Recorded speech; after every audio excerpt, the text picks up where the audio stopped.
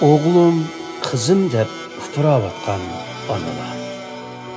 Farzand g'imi, oila xizmat, kasb halakchiligida mükchiyotgan analar dal bizni yo'ruq dunyoga obridi qilgan analardir. Japoliq, tunsiz ajr bilan bizni cho'ng qilgan onalarimizdir. Ularning alqonlariga so'yayli, yo'llariga poyandoz salayli. Barcha mehribon analar, bugungi analar bayraminglarga muborak bo'lsin.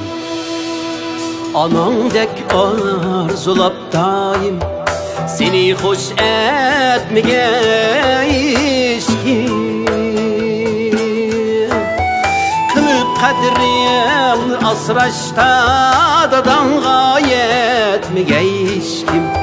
Dadan gayet mi geçkim.